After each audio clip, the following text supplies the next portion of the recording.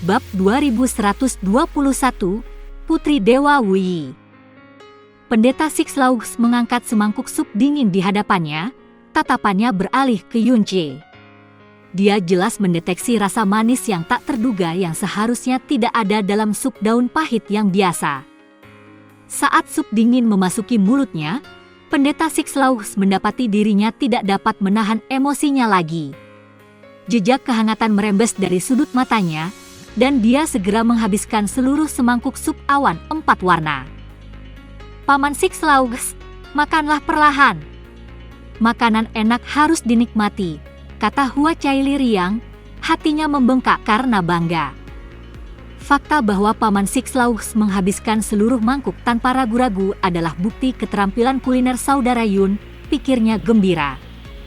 Untuk pertama kalinya, aku merasa seperti anak kecil dalam hal memasak. Kau luar biasa, Nak, mengubah daun pahit ini menjadi sesuatu yang begitu lezat. Pendeta Enam Tawa, setelah menghabiskan sup, bahkan menjilati sisa ampasnya dengan ekspresi puas. Bagaimana kau bisa menciptakan 4 rasa yang sama sekali berbeda dari bahan yang sederhana seperti daun pahit? Perhatian pendeta beralih dari Hua Caili ke Yunche. Siapa namamu? Yun apa? Junior Yunche dari Kerajaan Dewa Penenun Mimpi menyapa Pendeta Enam Tawa. Yunche? Apakah kau Meng Jianyuan yang hilang yang telah kembali? Pendeta Enam Tawa mengerutkan kening dan berputar di sekitar Yunche. Ekspresi tegasnya dengan cepat berubah menjadi sanjungan. Bagaimana menurutmu tentang menjadikanku muridmu? Kupikir aku telah mencapai puncak memasak di Abyss, tetapi tampaknya aku telah terkurung dalam duniaku sendiri, seekor katak di dasar sumur. Senior bercanda.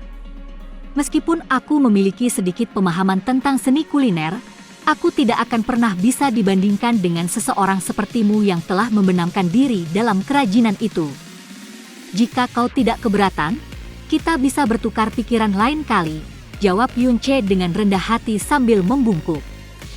HMPH. Jika kau menolak, aku akan memberitahu si bocah Meng Kongchan itu untuk membuatmu tinggal di sini bersamaku setelah pertemuan Tanah Suci. Mari kita lihat apakah orang tua ini tidak bisa mengalahkanmu dalam seni kuliner, kata Pendeta Enam tertawa dengan marah. Kemudian, menoleh ke Hua Caili, dia menambahkan, anak yang kau bawa ini cukup tampan dan sangat cocok denganmu, tetapi dia terlalu sombong untuk seleraku. Paman Enam tertawa, berhentilah bercanda. Kakak Yun sangat hebat, jangan membuatnya takut, kata Hua Caili, menarik Yunche dengan protektif di belakangnya. Dan jangan lupa, kau berutang budi padaku karena kau kalah taruhan. Hei! Melihat interaksi yang tidak biasa antara Hua Caili dan Yunche, Pendeta Enam tertawa tersenyum penuh arti. Orang tua ini tidak mengingkari janjinya. Aku akan menepati janjiku. Ayo, mari kita rayakan dengan minuman. Tidak, tidak. Paman Sixlaux, kami masih ada urusan. Kami akan mengunjungimu lain kali, Hua Caili berkata dengan tergesa-gesa, sambil menyeret Yunche pergi. Nak, jangan kira kau bisa kabur. Aku akan menantangmu lagi dalam seni kuliner. Dari Tanah Suci muncul sosok tegas dari Bupati Ilahi tanpa cahaya, memancarkan aura dominasi yang tak tergoyahkan. Di belakangnya mengikuti rombongan kultivator wanita, seperti yang dideskripsikan rumor, pria dianggap lebih rendah di Kerajaan Dewa Malam Abadi dan tidak memenuhi syarat untuk menghadiri pertemuan Tanah Suci. Di antara delegasi Malam Abadi, sosok yang paling mencolok berdiri tidak jauh dari Shen Wuyanye. Itu adalah putri ilahi Malam Abadi yang baru, Shen Wuyi, yang pancarannya benar-benar memikat. Jadi, ini Shen Wuyi? Tidak heran Bupati Ilahi tanpa cahaya melindunginya dengan begitu kuat, Sha Xing berdiri terpaku di tempatnya. Untuk pertama kalinya dalam hidupnya, hatinya terguncang oleh kecantikan wanita muda ini. Bahkan dengan aura pembunuh, Pan Buang tampak tertegun sejenak oleh wajah Shen Wuyi sebelum kembali tenang dan mendengus dingin. tatapannya dipenuhi dengan kebencian padanya. Putri Dewa Malam Abadi benar-benar luar biasa, sebanding dengan Putri Dewa Caili. Auranya bahkan lebih dingin dan halus, dia melampaui Putri Dewa Caili dalam hal itu. Ya Tuhan, Putri Dewa Shen Wuyi sudah berada di tingkat ke-6 alam kepunahan ilahi. Saat Shen Wuyi melangkah ke pandangan, hampir semua mata di tanah suci tertarik padanya. Kecantikannya seolah-olah telah dianugerahkan oleh surga. Kulitnya tanpa cacat, tidak ternoda oleh sedikit pun kotoran dari abis. Bahkan di seluruh abis, hanya Hua Caili dan Hua Qingying yang bisa menyaingi kecantikannya. Mata Shen Wuyi tidak memiliki jejak kotoran, hanya sedikit dingin, seperti bulan yang cerah di langit dan sebening bunga teratai yang muncul dari air. Kehadirannya membawa daya tarik yang mustahil untuk ditolak, seolah-olah dia adalah seorang abadi yang diturunkan dari sebuah lukisan, terlalu ilahi untuk dunia ini. Bahkan dengan mengenakan pakaian hitam sederhana, kecantikannya yang tiada tara tidak dapat disembunyikan. Di kerajaan malam abadi milik Tuhan, dia bersinar seperti mutiara tunggal di malam hari, memancarkan kecemerlangan yang abadi. HMPH. Shen Wuyanye melambaikan tangannya, embusan angin bertiup membuat semua orang tersadar dari lamunan mereka. Matanya penuh dengan penghinaan, terutama bagi para pria yang berani mengingini kecantikan seorang wanita. Wuyi, pakailah cadarmu. Kau tidak boleh melepaskannya tanpa izinku. Ya, jawab Shen Wuyi tanpa ekspresi, menutupi wajahnya yang mempesona dengan cadar hitam, menyembunyikan wajahnya yang bak bidadari. Bahkan setelah Shen Wuyi pergi, banyak yang tetap terpesona, tenggelam dalam kenangan akan kehadirannya yang bagaikan mimpi. Saudara Yuan, aku punya beberapa informasi penting untuk dibagikan kepadamu. Tak lama setelah meninggalkan pendeta 6 tawa, Yunche dan Hua Caili dengan enggan berpisah, dan Yunche kembali ke kediaman kerajaan Dewa Penenun Mimpi dan mendengarkan laporan Meng Jianxi dengan penuh minat. Ini tentang kerajaan malam abadi dari Putri Ilahi Dewa yang baru, Shen Wuyi. Kupikir Putri Ilahi Caili adalah puncak kecantikan di abis, tetapi Shen Wuyi menyainginya sepenuhnya. Sementara Putri Dewa Caili memancarkan kesegaran dan keanggunan, Shen Wuyi mewujudkan kemurnian dingin dan dunia lain. Dia seperti peri yang telah turun ke dunia fana. Semua pria yang cukup beruntung untuk melihat wajah aslinya tidak dapat menahan diri untuk tidak mengagumi ciptaan surga yang ajaib ini. Tidak, bahkan wanita juga akan mendesah pada kesejukannya yang transenden.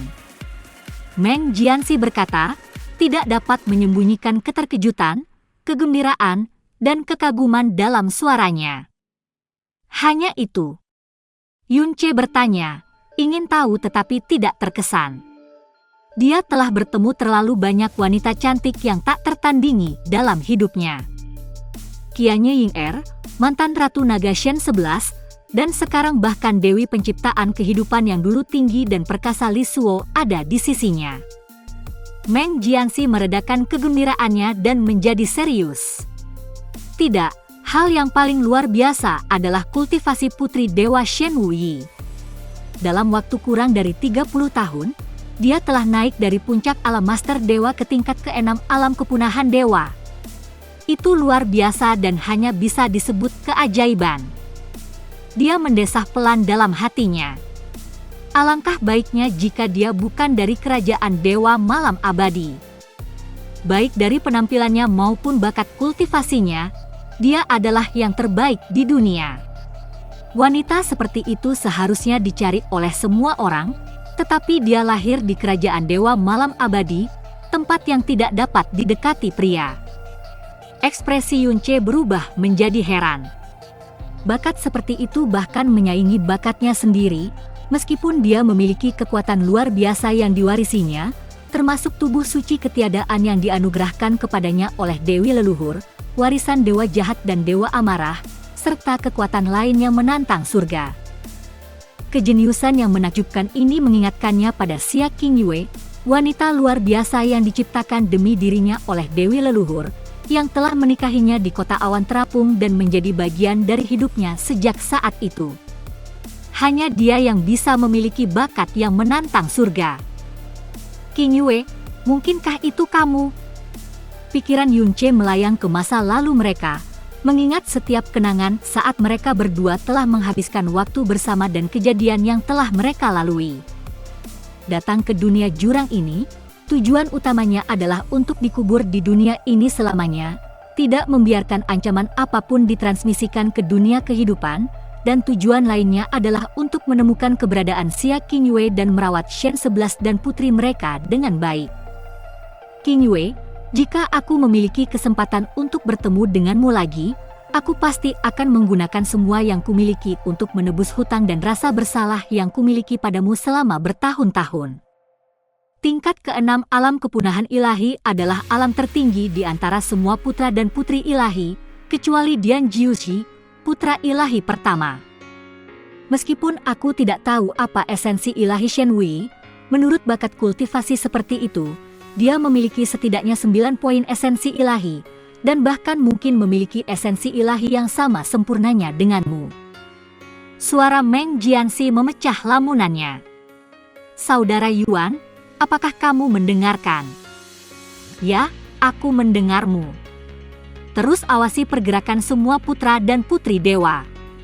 Segera beritahu aku jika ada berita, perintah Yunche. Dimengerti. Dengan hadirnya keenam kerajaan dewa dan klan naga, pertemuan Tanah Suci akan resmi dimulai dalam beberapa hari ke depan. Saudara Yuan harus membuat persiapan lebih awal, kata Meng Jianxi. Saudara Jianxi, kaulah yang harus mempersiapkan diri. Hanya kau yang akan mewakili kerajaan dewa penenun mimpi kali ini, kata Yunche sambil tersenyum sebelum kembali ke tempat tinggalnya. Saat anggota terakhir klan naga tiba, semua peserta pertemuan Tanah Suci kini telah berkumpul. 6 kerajaan dewa dan klan naga membuat persiapan terakhir mereka, menunggu Raja Abisal. Bab 2122, Pertemuan Tanah Suci, Bagian 1. Jiwamu bergetar hebat tadi. Apa kau sedang memikirkan sesuatu lagi? Li Suo bertanya dengan lembut. Sejak mereka mencapai Tanah Suci, dia bisa merasakan jiwa Yunche semakin gelisah. Entah itu bagian terakhir dari ingatan dewa jahat yang mengungkapkan kebenarannya, tekanan besar dari Raja Abisal, atau perjalanan waktu yang tak terelakkan, semuanya membebani Master Iblis yang dulunya tak tergoyahkan, membebaninya dengan beban yang jauh lebih berat daripada yang seharusnya dia tanggung. Apapun yang mengganggumu, kau selalu bisa mengatakannya padaku. Kau tidak perlu memendamnya. Di dunia ini, aku akan selalu berada di sisimu. Li Suo memberikan setiap kata penghiburan yang bisa dipikirkannya kepada Yunche. Kau pernah berkata hatiku terasa semakin hampa dan sunyi, bahkan dengan Dewi Utama Abis, Hua Caili, di sisiku. Perasaan itu tidak berkurang sedikit pun. Yunche menghela napas berat saat kembali ke kamarnya. Informasi yang kuterima dari Meng Jianxi tadi mengingatkanku pada seseorang. Namanya Xia Qing Yue. Dulu dia adalah Kaisar Dewa Bulan, yang secara pribadi kuserahkan ke Abis, dan juga istri pertamaku. Penyesalan terbesarku dalam hidup ini terkait padanya. Dia adalah wadah takdir yang diciptakan oleh Dewi leluhur. Saat itu, kupikir menerima warisan dewa jahat, warisan naga biru purba, dan kekuatan Phoenix adalah kebetulan. Aku tidak pernah menyadari bahwa semuanya diatur oleh Dewi leluhur, dan harga untuk itu adalah kemalangan seumur hidup Qing Yue. Sudah lama sekali, aku tidak menemukan jejak Qing Yue di dunia abisal ini, bahkan tidak ada satu orang pun yang memiliki tubuh 9 mendalam yang indah. Namun, aku tidak percaya Qing Yue telah binasa karena dia memiliki hati kaca berlapis salju yang disukai oleh surga sendiri. Ketika aku melewati Abyssal Passage, aku tahu bahwa Qing Yue dengan warisan dewa bulannya juga bisa tiba di sini hidup-hidup. Dia mungkin telah menyembunyikan dirinya, sama seperti aku telah mengambil identitas baru. Shen Wuyi, putri dewa malam abadi, mungkin saja Xia Qingyue yang selama ini aku cari. Li Suo terkejut. Bukankah itu hal yang baik? Jika kau bisa bersatu kembali dengannya, dia bisa menjadi sekutu yang hebat di dunia abisal ini. Pikirannya tidak kalah cemerlang dari permaisuri iblismu. Apa yang seharusnya menjadi prospek yang menggembirakan, bagaimanapun, dibayangi oleh rasa bersalah dan kegelisahan yang tak berujung yang terpancar dari Yunche. Memang, tidak peduli identitasnya saat ini, dia tidak akan pernah menyakitiku. Mengenai hal itu, aku benar-benar yakin. Tapi aku takut aku mungkin akan menyakitinya lagi, kata Yunche sambil perlahan duduk. Satu-satunya tujuanku datang ke Abyss adalah untuk mencegah kekuatannya menyerang alam dewa, tidak peduli biayanya. Tetapi jika Qingyue sekarang benar-benar putri dewa malam abadi, menurutmu apa posisinya? Dengan kecerdasannya, Qingyue seharusnya sudah menyadari bahwa tanah suci abadi yang dibicarakan oleh para penghuni jurang itu tidak lain adalah alam dewa tempat dia dulu tinggal. Sebagai putri dewa malam abadi, dia tentu tahu bahwa kekuatan Abyss jauh melampaui kekuatan alam dewa. Jika lorong Abyss berhasil dibuka setelah lebih dari 40 tahun dari sekarang, alam dewa hanya akan menghadapi pilihan antara menyerah dan hancur, kata Yunche sambil mencoba menempatkan dirinya pada posisi Xia Qingyue. Menutup matanya perlahan. Berdasarkan apa yang aku ketahui tentangnya, Qingyue tidak akan pernah menyakiti dunia kehidupan, tetapi dia juga tidak akan tinggal diam.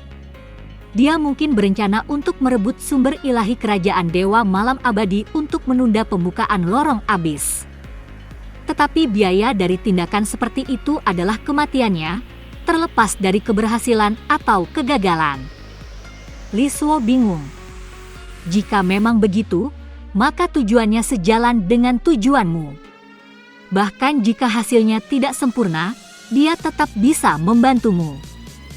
Kau tidak akan menyakitinya. Apa yang kujelaskan hanyalah satu kemungkinan. Kemungkinan yang jauh lebih besar adalah Qingyue tidak lagi mengingat apapun tentang masa lalunya, kata Yunche, matanya bersinar terang saat dia membukanya. Sebenarnya, jika dia mengingat semua hal tentang alam dewa, kecil kemungkinan baginya untuk menjadi putri dewa malam abadi. Itu tidak sesuai dengan gayanya. Jika aku orang luar, aku akan menyembunyikan diriku dengan hati-hati, tidak pernah memperlihatkan diriku di bawah tatapan dewa sejati, apalagi mengambil posisi sebagai putri dewa yang paling dekat dengan mereka. Tetapi jika Qingyue benar-benar kehilangan ingatannya, maka dia tidak berbeda dari penduduk asli Abyss. Nilai-nilainya akan selaras semata-mata dengan kepentingan Abyss. Dalam hal itu, tujuanku untuk mengacaukan Abyss pasti akan menyakitinya lagi. Itulah sebabnya aku takut kalau Shen Wuyi mungkin benar-benar Qingyue. Aku lebih suka dia menjadi praktisi mendalam biasa di dunia ini, menjalani hidupnya dengan damai, tanpa beban dariku.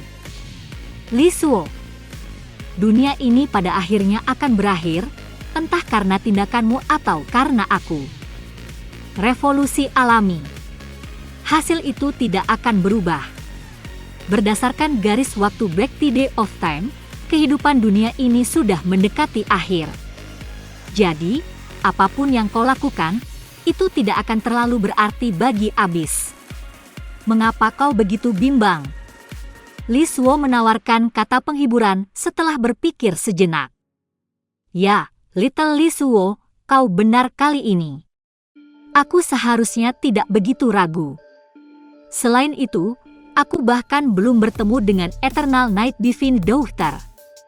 Semuanya masih belum pasti. Mari kita lanjutkan rencana awal untuk saat ini, kata Yunche, menyadari bahwa Abyss memang tempat yang menyesakkan baginya. Untungnya, dia memiliki Dewi Pencipta Kehidupan yang pengertian di sisinya.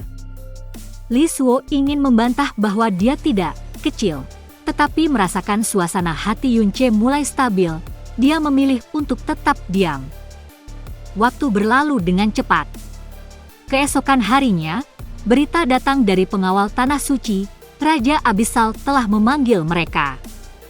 Pertemuan Tanah Suci secara resmi sedang berlangsung. Yuan bagaimana kamu beristirahat selama 2 hari terakhir ini? Apakah kamu sudah beradaptasi dengan atmosfer Tanah Suci? Meng Kongqian segera bertanya tentang kesejahteraan Yunche. Terima kasih atas perhatianmu, Bupati Ilahi. Aku baik-baik saja, jawab Yunche, melambaikan tangan. 11 jaga Yuan nanti. Ini pertama kalinya dia di Tanah Suci, jadi dia mungkin merasa asing. Ya, Ayah. Jangan khawatir, aku akan menjaganya dengan baik, jawab Meng Jianxi. Ayo kita pergi. Meng Kongqian memimpin jalan, diikuti oleh Meng Jianxi dan Yunche. Anggota kerajaan Dewa Penenun Mimpi lainnya ditugaskan ke tempat lain. Saat 6 kerajaan dewa dan klan naga lainnya tiba satu demi satu, Yunche melihat wajah asli ke-6 kerajaan dan 7 dewa abis untuk pertama kalinya. Mirip dengan kerajaan Dewa Penenun Mimpi, hanya Bupati Ilahi, putra dan putri Ilahi, dan tokoh kunci seperti Hua Qingying yang diizinkan memasuki aula dalam untuk bertemu dengan Raja Abyssal. Meskipun Yunche tidak secara resmi diakui sebagai putra Dewa Penenun Mimpi, semua orang mengerti bahwa kehadirannya di posisi ini pantas. Kerajaan Dewa Penenun Mimpi adalah yang kedua tiba, duduk di seberang kerajaan Dewa Tanpa Batas.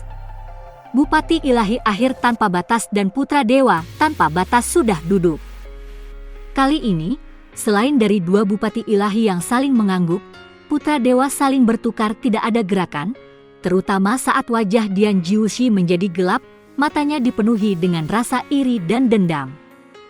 Berikutnya adalah kerajaan Dewa Pemecah Surga. Hua Caili masuk dengan kegembiraan yang nyaris tak tertahan, sering melirik ke arah kursi kerajaan Dewa Penenun Mimpi tetapi mengabaikan kerajaan Dewa Tanpa Batas sepenuhnya. Dia duduk di samping mereka. Ekspresi Dian Jiushi berubah marah saat melihat ini. Sekarang, dia sepenuhnya menyadari hubungan luar biasa Yunche dan Caili.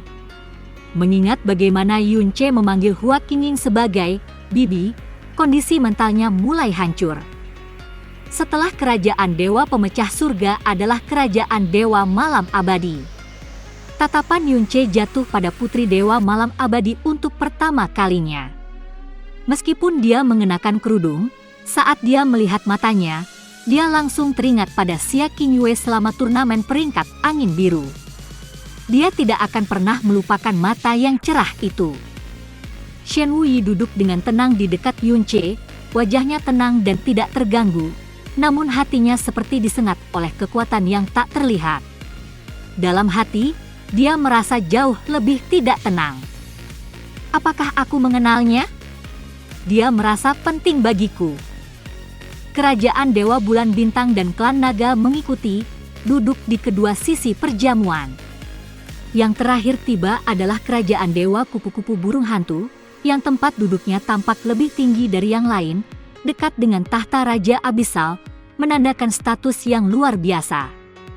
Bab 2123, Pertemuan Tanah Suci, Bagian 2. 4 pendeta dewa telah tiba, kata pengawal Tanah Suci saat keempat pendeta dewa berjalan perlahan dari kejauhan. Pendeta Desolate Agung dan pendeta Myriad Wise sama-sama menunjukkan ekspresi serius, memancarkan aura kekuatan yang luar biasa. Pendeta Peri Roh, satu-satunya perempuan di antara mereka, tersenyum lembut dan bahkan mengangguk sedikit ke arah kerajaan Dewa Penenun Mimpi sebagai tanda terima kasih. Sementara itu, Pendeta Enam Tawa tampak riang dan tidak terkendali, tanpa martabat yang biasanya dikaitkan dengan pendeta dewa. Saat Pendeta Enam Tawa melewati lokasi Yunche, dia mencondongkan tubuh ke depan tanpa mempedulikan statusnya. Meng Kongqian, kau benar-benar telah membesarkan seorang putra yang luar biasa. Dia bahkan berani mengabaikan kata-kataku. Bupati Dewa Tanpa Mimpi tampak seolah-olah telah menerima pukulan berat, ekspresinya menunjukkan keterkejutan yang langka. Sambil melirik Yunche, dia bertanya dalam hati, Bagaimana mungkin anak laki-laki yang mengikuti Kylie ini menyinggung seorang pendeta ilahi? Meng Kongchan ketakutan. Aku ingin tahu hal keterlaluan apa yang telah dilakukan anakku hingga membuatmu begitu marah. Pendeta 6 tertawa, kata Bupati Ilahi tanpa mimpi, membungkuk hormat. HMPH, anak laki-laki itu berani menolak tawaranku untuk menjadikanku muridnya. Bagaimana mungkin aku tidak marah? Suara pendeta 6 tertawa tidak keras, tetapi kata-katanya bergema jelas di seluruh ruang pertemuan. Bagi seorang pendeta ilahi untuk meminta menjadi murid seseorang, gagasan seperti itu tidak masuk akal, sesuatu yang bahkan Raja Abisal tidak akan berani sarankan. Namun kata-kata ini diucapkan oleh pendeta 6 tertawa sendiri, membuat semua orang yang hadir tercengang. Tidak seorang pun yang lebih gelisah saat itu daripada Meng Kongchan. Dia tidak pernah bisa membayangkan putranya memiliki kemampuan seperti itu, memiliki seorang pendeta ilahi yang dengan sukarela mencarinya untuk menjadi muridnya. Yuan Er, apa yang terjadi di sini? Meng Kongchan bertanya kepada Yun Che melalui transmisi suara. Yun Che tidak langsung menjawab, tetapi berdiri dan dengan hormat menyapa pendeta 6 tertawa. Paman 6 tertawa, jangan menggodaku. Dalam seni kuliner, aku masih harus banyak belajar darimu. Hidangan yang aku siapkan hari itu hanyalah 2 yang paling aku kuasai. Bagaimana mungkin aku memenuhi syarat untuk menjadi gurumu? Ah, jadi begitu. Setidaknya kau jujur. Kalau begitu aku tidak akan membahas masalah ini lebih jauh. Pendeta 6 tertawa berkata, puas dengan penjelasan Yun Che. Tapi pastikan untuk mengajariku resep sup awan 4 warna itu saat kau punya kesempatan. Makanan lezat seperti itu pantas untuk tetap berada di tanah suci. Tentu saja, Paman 6 tertawa. Setelah pertemuan tanah suci ini, aku akan mengunjungimu dan membagikan resepnya, jawab Yun Che sambil tersenyum. Hua Fuchen melirik Hua Caili dan menepuk kepalanya dengan lembut. Jika dia tidak turun tangan lebih awal untuk menghentikannya bicara, gadis nakal itu pasti akan melompat untuk membantu Yun Che keluar dari kesulitannya. Hua Caili menjulurkan lidahnya dengan jenaka, ekspresinya dengan jelas berkata, ya, aku membawa kakak Yun untuk bertemu Paman Sixlaughs. Hehe. Apakah anak laki-laki itu baru saja memanggil pendeta Sixlaughs dengan sebutan Paman, kata Dian Sansi, yang duduk di sebelah Dian Jiuzi, dengan tidak percaya. Kupikir aku salah dengar pertama kali, tetapi kali ini aku benar-benar mendengarnya dengan jelas. Kakak Jiuzi, apakah ini berarti? Jangan terburu-buru mengambil kesimpulan. Fokuslah pada dirimu sendiri, sela Dian Jiuzi. Meskipun hatinya sakit, dia tetap sangat tenang, menjaga sikapnya dalam situasi yang begitu penting. Sebutan Paman Sixlaughs adalah sesuatu yang hanya akan digunakan Hua Caili. Penggunaannya secara terbuka dan tanpa malu-malu oleh Yun Che semakin menegaskan hubungan dekat mereka, yang sama saja dengan penghinaan langsung terhadap Dian Jiuzi. Hati Jiuzi berdarah. Jari-jarinya menggali dalam-dalam ke lengan bajunya saat dia berpikir, Caili, kita bertunangan. Mengapa kamu terlibat dengan Meng Jianyuan? Pasti dia. Dia pasti telah menyihirmu. Ya, itulah satu-satunya penjelasan. Aku masih percaya pada ikatan di antara kita. Ketika Jiuzi pertama kali bertemu Meng Jianyuan, dia menganggapnya tidak lebih dari seorang yang pandai bicara. Sekarang tampaknya rencananya sangat jauh jangkauannya. Jiuzi bersumpah pada dirinya sendiri, aku akan mengungkap sifat aslinya dan membawamu kembali padaku, Caili. Catat kata-kataku. Yun Che menatap langsung ke arah Jiuzi, senyumnya yang halus merupakan tantangan yang jelas. Jiuzi tidak mundur, tatapannya yang tak tergoyahkan dipenuhi dengan tekad. Hua Caili adalah separuh dirinya, dan dia tidak akan pernah membiarkan siapapun membawanya pergi. Saat selingan singkat itu berakhir, Pendeta 6 tawa duduk, dan semua orang di aula dalam menunggu kedatangan Raja Abyssal dengan napas tertahan. Pada saat itu, keributan tiba-tiba menarik perhatian semua orang. Pan Buang masuk sendirian, matanya mengamati lokasi kerajaan ilahi kupu-kupu burung hantu sebelum berjalan ke arahnya dengan hormat. Ekspresi Pan Yusheng, Bupati Ilahi Kupu-kupu Burung Hantu Qi Heng, langsung menjadi gelap. Meskipun dia ingin campur tangan, dia menahan diri, tidak ingin mengganggu pertemuan tanah suci. Sementara Pan Yusheng dapat menahan diri, Pan Buzuo tidak begitu akomodatif. Dia menyampaikan kata-kata kasar. Katanya, kamu, anak buangan dari kerajaan ilahi burung hantu kupu-kupu, tidak punya hak untuk berada di sini. Ketahuilah tempatmu. Muncul sekarang hanya akan membawa malu bagi kami. Pan Buang menyapa Pan Yusheng dengan hormat. Ayah, sebagai mantan putra mahkota kerajaan burung hantu kupu-kupu, kehadiranku di sini seharusnya tidak pantas, bukan? Karena kamu di sini, tinggallah dan tunggu kedatangan Raja Abyssal, kata Pan Yusheng, meskipun alisnya yang berkerut menunjukkan dengan jelas bahwa dia tidak senang dengan kehadiran Pan Buang. Demi kehormatan kerajaan dewa, dia menahan diri untuk tidak mengusirnya. Berbalik ke Pan Buzuo, Pan Buang tersenyum penuh arti. Mata mereka bertemu, memicu pertukaran permusuhan yang intens. HMPH, jika aku jadi kamu, aku tidak akan mempermalukan diriku sendiri dengan muncul di sini.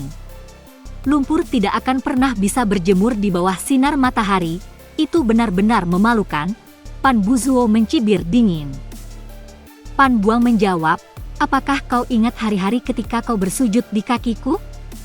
Jangan pernah menganggap posisimu aman. Sampai seseorang mencapai keilahian, tidak ada yang pasti. Perkataan Pan Buang membuat Pan Yusheng goyah sebentar, kenangan tentang Pan Buang yang pernah dominan muncul ke permukaan. Saat itu, ia memancarkan kehadiran berwibawa yang sama seperti yang ia tunjukkan sekarang.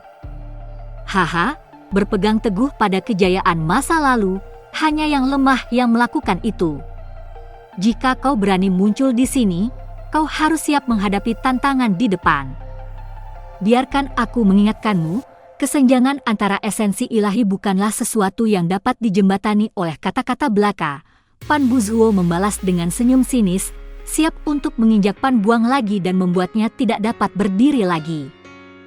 Raja Abyssal telah tiba, seru pengawal tanah suci. Semua orang bangkit dari tempat duduk mereka, ekspresi mereka penuh hormat, menunggu kedatangannya. Yunce mungkin yang paling gugup di aula. Musuh terbesarnya di dunia Abyssal akan segera muncul. Semuanya, tenanglah. Silakan duduk, kata Raja Abyssal sambil melambaikan tangan, tidak menunjukkan sedikit pun kesombongan yang diharapkan dari seorang penguasa. Yunce mendongak dan tertegun sejenak. Raja Abyssal tampak sangat muda, wajahnya halus dan lembut. Dia memancarkan aura seorang sarjana daripada seorang penguasa, tanpa keagungan yang menindas seperti yang mungkin diharapkan. Meskipun penampilannya tenang dan sederhana, Raja Abyssal memancarkan aura yang tak terduga, seperti yang digambarkan Meng Jianxi. Yunce merasa seolah-olah setiap rahasianya terungkap di bawah tatapan Raja Abyssal, tatapan yang tampaknya melampaui waktu itu sendiri. Jadi, apakah ini putra dewa penciptaan, eksistensi yang bertahan dari era kuno hingga saat ini? Bab 2124, Pertemuan Tanah Suci, Bagian 3. Raja Abyssal, yang pernah dinyatakan sebagai putra dewa pencipta. Awalnya, Yunce mengira dia adalah Mo Su, putra mahkota penghukum surga dari ingatan dewa jahat. Namun, setelah melihatnya secara langsung, dia menyadari bahwa penampilan mereka sangat berbeda. Meskipun sama-sama tampan dan anggun, Raja Abyssal di panggung itu jelas bukan Mo Su, putra kaisar ilahi penghukum surga Mo E. Tetapi bagaimana ini bisa terjadi? Kepemilikan cermin penembus ruang kegelapan purba dan mutiara pembalik iblis nirvana secara bersamaan hanya bisa dimiliki oleh putra mahkota penghukum surga. hanya Mosu yang akan selamanya mengabadikan nama kupu-kupu burung hantu.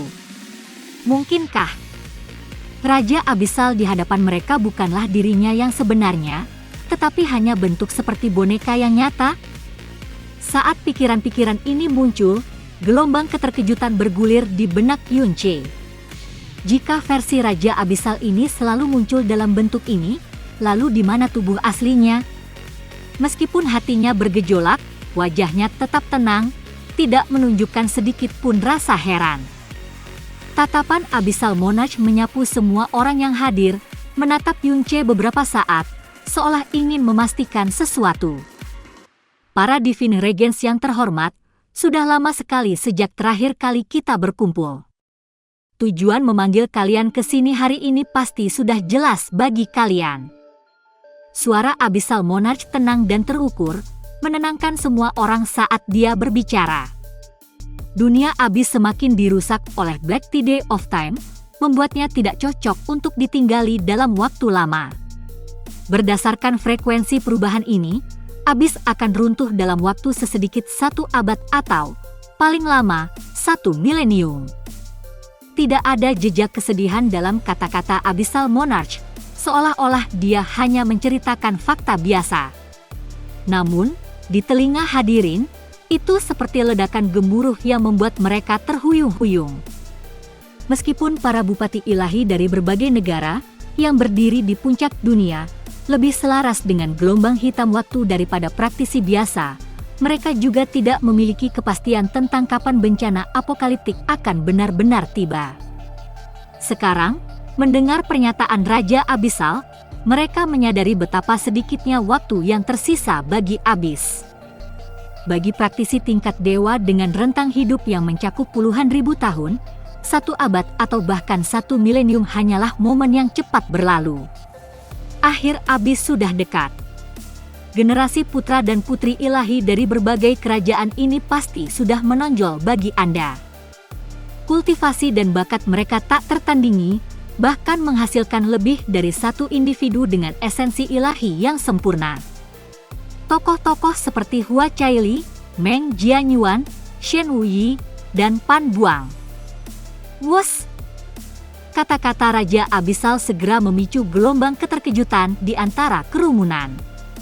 Hua Caili dan Meng Jianyuan dikenal luas sebagai pemilik esensi ilahi yang sempurna. Bakat Shen Wuyi secara alami pantas menyandang gelar seperti itu, jadi itu tidak terlalu mengejutkan.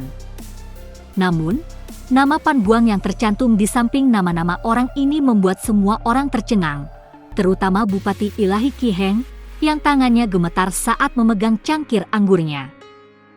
Pan Yusheng tidak pernah membayangkan bahwa kerajaan dewa kupu-kupu burung hantu akan menghasilkan sosok yang sangat cemerlang, esensi ilahi yang sempurna, terutama mantan putra ilahi yang telah ditinggalkan.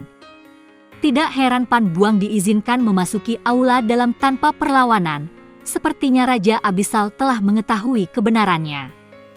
Emosi Pan Buzuo rumit saat dia mengingat kata-katanya sebelumnya yang terlalu percaya diri. Sekarang, dia merasakan hawa dingin menjalar di sekujur tubuhnya. Mencoba menantang esensi ilahi yang sempurna dengan yang biasa adalah hal yang bodoh. Dia menatap Pan Buang dengan saksama. Jika bukan karena pernyataan langsung Raja Abyssal, dia tidak akan pernah percaya bahwa kegagalan dari 3 tahun lalu telah berubah menjadi permata yang cemerlang ini. Pan Buang sendiri juga sama tercengangnya. Esensi ilahinya yang sempurna, yang diberikan oleh Raja Kabut, belum pernah diungkapkan kepada siapapun. Namun, Raja Abyssal telah melihatnya dengan sekali pandang. Tetap saja, saat dia berdiri di hadapan penguasa Abyss, suasana hatinya segera tenang. Jadi bagaimana jika rahasianya terungkap lebih awal? Itu hanya akan membuat pertempuran di depan lebih mendebarkan. Pandangan Pan Buang sama sekali mengabaikan Pan Buzuo. Dari awal hingga akhir, dia tidak pernah menganggap putra ilahi Owl Butterfly saat ini layak mendapat perhatiannya. Matanya hanya tertuju pada Shen Wuyi dari kerajaan Dewa Malam Abadi. Wajah Yunche menunjukkan campuran emosi yang kompleks. Dia sudah sangat menghormati Raja Abyssal tetapi sekarang menyadari bahwa dia telah meremehkannya lagi. Pengungkapan ini memaksanya untuk memikirkan kembali rencananya yang akan datang. Selain esensi ilahi yang sempurna, bahkan kekuatan kuno dari Great Desolation telah muncul kembali di era ini. Dian Jiushi dari Kerajaan Dewa Tanpa Batas lahir dengan vena ilahi Great Desolation, yang semuanya menandakan kedatangan malapetaka apokaliptik yang akan datang. Di sudut, perwakilan dari Kerajaan Dewa Bintang dan Bulan serta klan naga tampak sedih.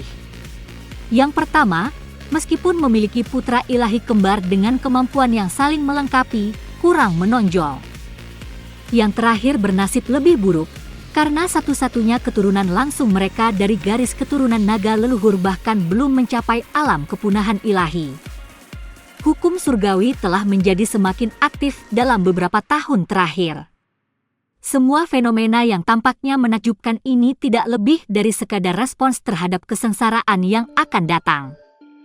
Raja Abyssal terdiam setelah berbicara, membiarkan semua orang mencerna kata-katanya. Apa yang seharusnya menjadi pertemuan tanah suci yang relatif ringan sekarang dibayangi oleh rasa cemas yang berat. Meskipun tidak ada yang menyuarakan pikiran mereka, setiap orang yang hadir sangat terguncang. Di luar ini, masalah laten di dalam tubuhmu sendiri juga mulai muncul lebih sering, bahkan lebih buruk dibandingkan sebelumnya. Misalnya, serangan unsur yang mempengaruhi pendeta peri roh. Raja Abyssal menunjuk ke arah pendeta peri roh. Sambil mencengkeram jubahnya erat-erat, ekspresinya menjadi gelap. Kalau bukan karena hadiah perpisahan yang diberikan Yunche, dia tidak akan bisa menghadiri pertemuan ini. Tubuhnya telah dilubangi oleh kekuatan unsur, dan hanya kemauan keras yang membuatnya tetap hidup. Pendeta lain menatapnya dengan khawatir. Setelah bekerja bersama selama jutaan tahun, ikatan mereka telah lama melampaui perjalanan waktu. Atau reaksi emosional dari Bupati Ilahi tanpa cahaya. Raja Abyssal menunjuk ke arah delegasi kerajaan malam abadi milik dewa. Kepala Shen Wuyange berdenyut saat dia menutup matanya rapat-rapat, berkeringat saat dia berjuang untuk mengendalikan emosinya. Bahkan kecemerlangan penggantinya, Shen Wuyi, gagal menghilangkan ketidakpuasannya yang semakin besar. Keadaan batinnya menjadi semakin kacau. Shen Wuyi membuat gerakan perhatian, tetapi disambut dengan penolakan dingin. Memilih untuk tidak mendesak lebih jauh, dia hanya tetap diam. Atau serangan balik jiwa dari Bupati Ilahi tanpa mimpi. Yang mengejutkan banyak orang, tangan Raja Abyssal selanjutnya menunjuk ke arah kerajaan Dewa Penenun Mimpi. Meng Kongchan mendesah dalam-dalam. Raja Abyssal telah melihat semuanya. Kerajaan Dewa Penenun Mimpi mengembangkan kekuatan jiwa, dan kondisi Meng Kongchan memburuk setelah melakukan teknik mimpi jatuh untuk menyelamatkan Meng Jianyuan, membuatnya berada di ambang kehancuran. Meng Jianxi dan Yunche ingin menawarkan kata-kata penghiburan, tetapi dia menepisnya. Menatap kedua putranya yang paling cemerlang, hatinya dipenuhi dengan kepuasan, tidak menyisakan ruang untuk penyesalan. Atau serangan balik kehidupan Bupati Ilahi pelukis hati. Gerakan terakhir Raja Abyssal menunjuk ke arah kerajaan Dewa Pemecah Surga. Hua Fuchen tetap tenang. Sebagai Bupati Ilahi, dia telah mengorbankan sebagian hidupnya untuk putrinya Hua Caili. Meskipun dia tampak muda, masa hidupnya telah sangat berkurang. Satu-satunya keinginannya sekarang adalah menghabiskan sisa hidupnya bersama putrinya. Hua Caili, matanya berkaca-kaca, menempel erat di sisinya, tahu bahwa kondisinya sepenuhnya karena dia. Gelombang hitam waktu yang memburu pertama kali diketahui 10.000 tahun yang lalu, mendorongku untuk memulai rencana perintis. Setiap 50 tahun sejak itu, Tanah Suci telah mengirim 1000 ksatria perintis untuk mencari koordinat Tanah Suci Abadi, dengan harapan untuk mengamankan tempat perlindungan baru bagi orang-orang abis. Namun, lintasan Abyssal menyerupai zona kematian. Semua perintis dilahap oleh kegelapan abadi, tidak meninggalkan yang selamat. Raja Abyssal berhenti sejenak, seolah-olah sedang berduka atas para perintis yang tak terhitung jumlahnya yang telah mengorbankan diri mereka untuk Abyss. Meskipun nadanya tidak menunjukkan kesedihan yang nyata, nadanya menyampaikan tekad para perintis yang tak kenal takut, yang menginspirasi rasa hormat yang khusyuk di antara semua yang hadir. Tetapi 3 tahun yang lalu, sekelompok perintis akhirnya berhasil mencapai tanah airku, tanah suci abadi. Bab 2125, Pertemuan Tanah Suci, Bagian 4. Momen kunci telah tiba. Semua orang mengerti bahwa tujuan akhir dari pertemuan Tanah Suci ini adalah untuk mencapai Tanah Suci Abadi. Saya tidak pernah membicarakan kejadian-kejadian di tanah air saya selama bertahun-tahun ini karena semua yang terjadi saat itu dirusak oleh kemunafikan dan kekeras-kepalaan. Sifat-sifat ini sangat bertentangan dengan jiwa kemurnian yang selalu dijunjung tinggi Abyss. Saya tidak ingin orang-orang Abyss tercemar oleh hal-hal seperti itu. Apakah seseorang adalah dewa atau iblis? Pertama-tama seseorang harus memiliki kemanusiaan dan memahami perbedaan antara yang benar dan yang salah. Menurut sudut pandang saya, tidak ada ras yang secara inheren berlawanan di dunia ini. Istilah dewa dan iblis hanyalah label untuk spesies yang berbeda dan tidak menandakan baik atau jahat. Dengan keras kepala percaya bahwa keduanya saling bertentangan dan membatasi berarti jatuh ke dalam kontradiksi diri. Tidak ada kesalahan dalam penyatuan dewa dan iblis. Mengapa tidak berani mencoba? Mengapa menolak untuk mencobanya? Raja Abyssal memejamkan matanya, seakan mengingat kembali adegan saat ia turun ke Abyss. Konflik dan kesedihan saat itu masih terbayang jelas dalam ingatannya. Saat itu, pedang yang menjulang tinggi itu bersinar terang, menembus dinding Primal Chaos, melenyapkan semua harapan sepenuhnya. Hubungan kekerabatan, persahabatan, dan cinta semuanya terputus tanpa ampun. Namun, Xiao Di tidak bersalah dan seharusnya tidak menderita malapetaka seperti itu. Di bawah, semua yang hadir dari kerajaan dewa bahkan tidak berani bernapas dengan keras. Ini adalah pertama kalinya mereka mendengar kata-kata seperti itu dari Raja Abyssal, dan pertama kalinya mereka melihat sisi dirinya ini. Cahaya terang bersinar di mata Yunce. Hanya dia yang mengerti penyesalan dan siksaan yang menimpa Raja Abyssal. Dieksekusi oleh ayahnya sendiri, Kaisar Ilahi Penghukum Surga, kekasihnya lah yang akhirnya menanggung pukulan fatal baginya. Ini hanya karena dia adalah putra mahkota Penghukum Surga, dan Pan Xiao Di adalah putri iblis Pan Ming, T.L. Nether asli. Tidak seorang pun dapat memahami bagaimana Kaisar Ilahi Penghukum Surga pada waktu itu dapat bertindak dengan kekejaman seperti itu. Ini mungkin akar penyebab penderitaan Mosu yang telah berlangsung selama jutaan tahun. Sekarang, lebih dari 1 juta tahun telah berlalu, dan kemakmuran dunia Abyss saat ini memvalidasi keyakinanku. Di Abyss, pertentangan antara dewa dan iblis tidak ada. Apakah seseorang termasuk dalam kerajaan Owl Butterfly atau salah satu dari 5 lainnya, tidak ada aturan sekuler yang membatasi mereka. Mempraktikkan energi gelap yang mendalam tidak dikutuk oleh dunia. 2 negara manapun dapat bersatu dengan bebas, dan apa yang disebut pertentangan antara dewa dan iblis sama sekali tidak berdasar. Bukankah ini keseimbangan baru yang lebih sempurna? Suara Raja Abyssal semakin bergema. Meskipun nadanya tetap tanpa emosi pribadi, siapapun dapat melihat kebencian, ketidakpahaman, dan frustrasi dalam kata-katanya. Selama lebih dari 1 juta tahun, semua upaya Mosu ditujukan untuk menumbangkan gagasan kaku tentang keseimbangan yang dijunjung tinggi oleh Kaisar Ilahi Penghukum Surga. Dia berhasil, tetapi dia tidak dapat menunjukkan bukti kepada Dewa Pencipta. Ini adalah salah satu penyesalan terbesarnya. Pikiran Yunce berpacu. Mungkin pencarian Mosu yang tak kenal lelah untuk menemukan jalan dari abis ke alam dewa tidak semata-mata didorong oleh efek dari gelombang hitam waktu.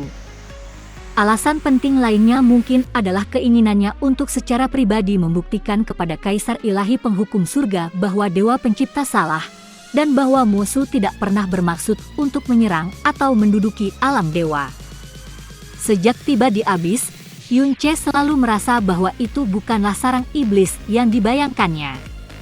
Abis tidak memiliki rencana dan tipu daya yang konstan dari alam dewa, sebaliknya memancarkan suasana damai dan hangat. Di sini, para dewa dan iblis hidup bebas, dan konsep pertentangan mereka di alam dewa tidak memiliki dasar. Sebuah pikiran aneh muncul di hati Yunche. Mungkinkah Kaisar Ilahi Penghukum Surga benar-benar salah? Bahwa pernyataan yang dibuat oleh roh pedang leluhur tidak tulus, dan bahwa keseimbangan yang disebutkan oleh Dewa Penciptaan bukanlah pertentangan atau pembatasan mutlak? Ada apa denganmu? Kau hampir kehilangan ketenangan di depannya, bisik Li Suo hati-hati, merasakan pikiran Yunche yang semakin kacau. Meskipun ini pertama kalinya aku bertemu Mosu, karakter dan pendekatannya mengingatkanku pada Kaisar Iblis Pemukul Surga yang turun ke alam dewa selama bencana merah. Yunche menenangkan pikirannya, mengingat waktunya bersama Kaisar Iblis Pemukul Surga.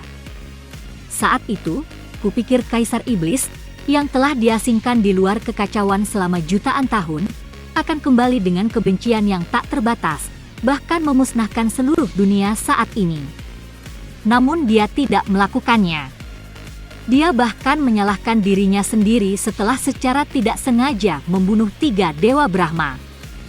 Dia menjelaskan alasannya kepadaku dan sepenuhnya melepaskan kebenciannya terhadap dunia saat ini setelah semua yang telah dia saksikan dan berpengalaman. Hal ini bukan hanya karena saya mewarisi warisan dewa jahat atau karena saya melindungi putrinya, tetapi karena kebaikan hatinya yang alami. Dia adalah makhluk purba, murni dan berbudi luhur, dan bahkan setelah menanggung hukuman yang begitu kejam, dia tidak pernah kehilangan niat aslinya. Sebagai putra Kaisar Ilahi Penghukum Surga, Mosu tidak diragukan lagi dipengaruhi oleh mereka. Dipenuhi dengan belas kasih, dia selalu menjunjung tinggi apa yang disebut jiwa kemurnian. Dia tidak secara inheren jahat, dan pada kenyataannya, jauh lebih baik dari yang saya harapkan. Setelah melihat Mosu hari ini, saya mendapati diri saya memikirkan kembali invasi abisal ke alam dewa. Mungkin saya dapat menemukan cara untuk melindungi dunia kehidupan sekaligus menyelamatkan dunia kehancuran. Li Suo menambahkan, Anda benar tentang satu hal, apakah itu Dewa Penciptaan atau Kaisar Iblis dari awal penciptaan. Keduanya secara pribadi diciptakan dan diberi kehidupan oleh Dewi leluhur. Mereka mewujudkan kualitas manusia yang paling indah. Meskipun ingatanku tidak lengkap, aku tahu aku menyimpan cinta untuk dunia, seperti halnya Dewi Pencipta kehidupan sebelumnya. Kondisi abis saat ini adalah hasil dari obsesi Mosu. Sekarang, aku sepenuhnya memahami kata-kata yang pernah diucapkan oleh Dewa Kilin Abisal. Pikiran Yunche tidak pernah sejelas ini. Li Suo, apakah kau ingat Cradle yang kita sebutkan sebelumnya? Tanya Yunche tiba-tiba. Li Suo hendak memprotes gelar kecilnya, tetapi kata-kata Yunche memotongnya. Itu adalah wilayah tempat waktu dibekukan, diciptakan dengan mutiara pembalikan iblis nirvana, tempat yang terpisah dari hukum dunia.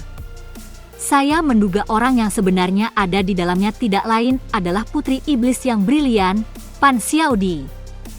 Dugaan saya, ketika Kaisar Ilahi Penghukum Surga menggunakan pedang leluhur penghukum surga untuk menghancurkan semua yang ada di jalannya, hanya Pan Xiaodi yang memiliki cermin penusuk ruang kegelapan purba dan mutiara pembalikan iblis nirvana, yang dapat menahan kekuatan absolut pedang leluhur dan melindungi Mosu dari pukulan fatal, yang akhirnya menyelamatkan hidupnya. Karena itu, Xiaodi jatuh ke dalam kondisi hampir mati dan dibuang ke abis bersama Mosu dan para dewa. Untuk menjaga Xiaodi tetap hidup, Mosu menjungkir balikan seluruh abis. Menggunakan kekuatan dunia abisal dan kemampuan mengendalikan waktu mutiara pembalikan iblis nirvana, ia secara paksa menciptakan domain keheningan absolut, Cradle. Kondisi abis saat ini berakar pada obsesi Mosu. Dia bersedia mempertaruhkan kehancuran seluruh abis untuk menciptakan secercah harapan untuk menghidupkan kembali Pan Xiaodi. Setelah menghubungkan titik-titiknya, Yun Che sampai pada kesimpulan yang mengejutkan ini. Tidak heran Raja Abisal membenci mereka yang paling mengkhianati cinta. Dia sendiri adalah pria yang paling bersemangat dan berbakti di dunia ini.